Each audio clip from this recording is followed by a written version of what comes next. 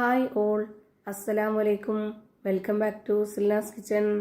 ഇന്നത്തെ റെസിപ്പി ഭയങ്കര ടേസ്റ്റി ആയിട്ടുള്ള വെറൈറ്റി ആയിട്ടുള്ള ഒരു അടിപൊളി ഈവനിങ് സ്നാക്സിൻ്റെ റെസിപ്പിയാണ്.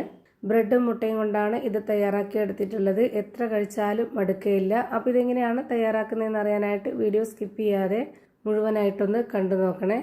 റെസിപ്പിയിലോട്ട് കിടക്കുന്നതിന് മുമ്പായി സിൽനാസ് കിച്ചൺ ചാനൽ ആദ്യമായിട്ട് കാണുന്നവരാണെങ്കിൽ പ്ലീസ് ഒന്ന് സബ്സ്ക്രൈബ് ചെയ്തേക്കണേ. ഒപ്പം ഈ വീഡിയോസ് നിങ്ങൾക്ക് ഇഷ്ടപ്പെടുകയാണെങ്കിൽ ഒരു ലൈക്ക് ചെയ്ത് ഷെയർ ചെയ്ത് സപ്പോർട്ട് ചെയ്യാനും മറക്കരുത്. ഇനി നമുക്കിതെങ്ങനെയാണ് തയ്യാറാക്കുന്നതെന്ന് നോക്കാം. ഇതിനായി ആദ്യം തന്നെ സ്റ്റവിലേക്ക് ഒരു പാൻ വെച്ച് കൊടുത്ത് ഫ്ലെയിം ഓണാക്കി കൊടുത്തിട്ടുണ്ട്. ഇനി അതിലേക്ക് കുറച്ച് ഓയിൽ ഒഴിച്ചു കൊടുത്തതിന് ശേഷം ഓയിൽ നന്നായിട്ടൊന്ന് ചൂടായിട്ട് വരുമ്പോൾ ഒരു 3 സബോളയും ഒരു തക്കാളിയും ചോപ്പറിലൊന്ന് ചോപ്പ് ചെയ്തെടുത്തിട്ട് ഇതിലേക്ക് ഇട്ട് കൊടുക്കുന്നുണ്ട്. അല്ലാന്നുണ്ടെങ്കിൽ ചെറുതായിട്ട് പൊടിയായിട്ട് കട്ട് ചെയ്തിട്ട് ഇട്ട് കൊടുത്താലും കുഴപ്പമില്ല. ഇതുപോലെ ചെയ്തെടുക്കുന്ന ഈ ഒരു പലഹാരത്തിന് നമ്മൾ പ്രത്യേകമായിട്ട് ഈ ഒരു കൂട്ട് നല്ല ടൈറ്റായിട്ട് കുഴഞ്ഞു കിട്ടുന്ന രീതിയിൽ തയ്യാറാക്കി എടുക്കണം. അതിനാണ് ഇങ്ങനെ ചെറുതായിട്ട് കട്ട് ചെയ്തെടുത്തിട്ട് ചെയ്യുന്നത്. ഇനി ഇതിലേക്ക് 2 പച്ചമുളക്, കുറച്ച് കറിവേപ്പില, മല്ലിയില ഇത്രയും ഇട്ട് കൊടുക്കുന്നുണ്ട്. ഒട്ടും വെള്ളം ഒഴിച്ചു കൊടുക്കാതെ എണ്ണയിൽ തന്നെ കിടന്ന് നന്നായിട്ടൊന്ന് കുഴഞ്ഞു വരണം. ഇനി ഇതിലേക്കൊരു 1/2 സ്പൂൺ അളവിൽ വെളുത്തുള്ളി ഇഞ്ചി ചതച്ചതാണ് ഇട്ട് കൊടുക്കുന്നത്. ഇതിനോടൊപ്പം തന്നെ പൊടികളും കൂടെ ഇട്ട് കൊടുക്കുന്നുണ്ട്. അതിനായിട്ട് ഞാനിവിടെ ആദ്യം തന്നെ 1 സ്പൂൺ അളവിൽ മുളക് പൊടി ഇട്ട് കൊടുത്തു. ഇനി ഒരു 1/4 സ്പൂൺ അളവിൽ പെരുംജീരകപ്പൊടി, മഞ്ഞൾപ്പൊടി, ഗരം മസാലപ്പൊടി, ആവശ്യത്തിനുള്ള ഉപ്പ് ഇത്രയും ഇട്ട് കൊടുത്ത ശേഷം ഇത് നല്ല പോലെ ഒന്ന് ഇളക്കി കൊടുക്കണം. എന്നിട്ട് ഇതൊന്ന് അടച്ചു വെച്ച് വേവിച്ചെടുക്കണം. ഇത് വെന്ത് കുഴഞ്ഞു വരാനായിട്ട് ഒരുപാട് സമയമൊന്നും വെയിറ്റ് ചെയ്യേണ്ട ആവശ്യമില്ല. നല്ല പോലെ പൊടിയായിട്ട് അരിഞ്ഞെടുത്തത് കൊണ്ട് തന്നെ പെട്ടെന്ന് വെന്ത് കിട്ടും. ഒരു 3 മിനിറ്റ് സമയം മതിയാവും ഇതെല്ലാം ഒന്ന് നന്നായിട്ട് വെന്ത് കുഴഞ്ഞു വരാനായിട്ട്. ഇനി ഇതിലേക്ക് 4 കോഴിമുട്ട പുഴുങ്ങിയെടുത്തതിന് ശേഷം അതൊന്ന് ഗ്രേറ്റ് ചെയ്തിട്ട് ഇതിലേക്ക് ഇട്ട് കൊടുക്കുന്നുണ്ട്.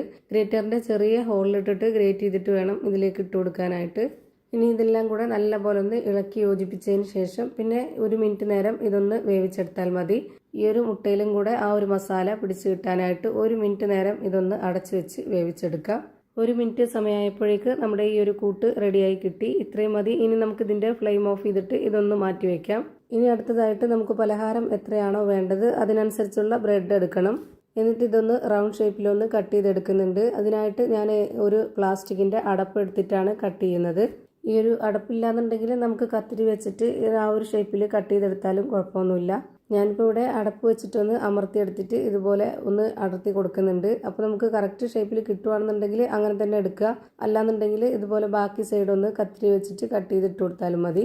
ഇതേപോലെ തന്നെ ഞാനിവിടെ എല്ലാ ബ്രെഡും കട്ട് ചെയ്തെടുക്കുന്നുണ്ട്. ഒരു പാക്കറ്റ് ബ്രെഡാണ് ഞാനിവിടെ എടുക്കുന്നത്. നമുക്ക് എത്രയാണോ പലഹാരം വേണ്ടത് അതിനനുസരിച്ചുള്ള ബ്രെഡ് എടുക്കാം.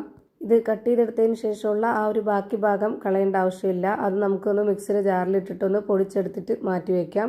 അത് ഈ ഒരു കൂട്ടിന് ആവശ്യമുണ്ട്. ഞാനിവിടെ ഇത്രയും കട്ട് ചെയ്ത് വെച്ചിട്ടുണ്ട്. ഇനി അടുത്തതായിട്ട് ഒരു ബൗളിലേക്ക് 2 കോഴിമുട്ട പൊട്ടിച്ച് ഒഴിച്ചു കൊടുക്കാം. എന്നിട്ട് ഇതൊരു ഫോർക്ക് സ്പൂൺ വെച്ചിട്ടോ അല്ലാന്നുണ്ടെങ്കിൽ ഒരു വിസ്ക് വെച്ചിട്ടോ നന്നായിട്ടൊന്ന് അടിച്ച് പതപ്പിച്ചെടുക്കാം. ഇങ്ങനെ നല്ല പോലെ അടിച്ച് പതപ്പിച്ചെടുത്തതിന് ശേഷം പിന്നെ നമുക്ക് കട്ട് ചെയ്ത് വെച്ചിട്ടുള്ള ആ ഒരു ബ്രെഡിൽ നിന്ന് ഒരെണ്ണം എടുത്തിട്ട് അതിലേക്ക് ആ ഒരു കൂട്ട് കുറച്ച് വെച്ച് കൊടുക്കുക. എന്നിട്ട് ഇതൊന്ന് മടക്കിയെടുക്കണം. ഇതുപോലെ മടക്കിയെടുക്കുന്ന സമയത്ത് ഈ ബ്രെഡ് പൊട്ടിപ്പോകാൻ സാധ്യതയുണ്ട്. എന്നാലും കുഴപ്പമൊന്നുമില്ല. നമുക്ക് ആ ഒരു കറക്റ്റ് ഷേപ്പ് കിട്ടിയാൽ മതി. അതുപോലെ മുട്ടയിലൊന്ന് മുക്കിയെടുത്തിട്ട് ഈ ഒരു ബ്രെഡ് പൊടിയിലും കൂടെ ഒന്ന് കോട്ട് ചെയ്തിട്ടെടുക്കുമ്പോൾ ആ ഒരു പൊട്ടിയ ഭാഗമൊക്കെ അടഞ്ഞിരിക്കുകയും ചെയ്യും. അതുപോലെ വേറെ പൊട്ടി പുറത്ത് പോകുമൊന്നുമില്ല. ഇപ്പോൾ ഞാനിതാ ഒരെണ്ണം ഈ ഒരു ഷേപ്പിൽ റെഡിയാക്കി എടുത്തിട്ടുണ്ട്. ഇനി നമുക്ക് ഇതേപോലെ തന്നെ എല്ലാം ചെയ്തെടുക്കാം. ഞാനിവിടെ ഒരെണ്ണം കൂടെ കാണിക്കുന്നുണ്ട്. ഭയങ്കര സിമ്പിളാണ്, പെട്ടെന്ന് തയ്യാറാക്കി എടുക്കാൻ പറ്റും. ഈ ഒരു നോമ്പ് ടൈമിലും അല്ലാത്തപ്പോഴൊക്കെ ചെയ്യാൻ പറ്റിയ ഒരു കിടിലൻ പലഹാരമാണ്. ഞാനിപ്പോൾ ഇതെല്ലാം ചെയ്ത് മാറ്റിയിട്ടുണ്ട്. ഇനി നമുക്കിതൊന്ന് ഫ്രൈ ചെയ്തെടുക്കാം. അതിനായിട്ട് സ്റ്റവിലേക്ക് ഒരു പാൻ വെച്ച് കൊടുത്ത് ഫ്ലെയിം ഓൺ ആക്കിയതിന് ശേഷം അതിലേക്ക് കുറച്ച് ഓയിൽ ഒഴിച്ചു കൊടുത്തിട്ടുണ്ട്. ഒരുപാട് ഇതങ്ങ് മുങ്ങിക്കിടക്കുന്ന രീതിയിൽ ഓയിൽ ഒഴിച്ചു കൊടുക്കരുത്. ഒരു പകുതി ഭാഗം മാത്രം മുങ്ങിക്കിടക്കുന്ന രീതിയിലേക്കുള്ള ആ ഒരു കണക്കനുസരിച്ച് ഓയിൽ ഒഴിച്ചു കൊടുക്കുക. എന്നിട്ട് ഇതൊരു മീഡിയം ഫ്ലെയിമിൽ ഇട്ട് കൊടുത്തിട്ട് ആ ഒരു ഫ്ലെയിം കൂട്ടുകയോ കുറയ്ക്കുകയോ ഒന്നും ചെയ്യാതെ ഒരേ ഫ്ലെയിമിൽ തന്നെ ഇതെല്ലാം ഫ്രൈ ചെയ്തെടുക്കുക. എങ്കിലേ എല്ലാം ഒരേപോലെ വെന്ത് കിട്ടുള്ളൂ.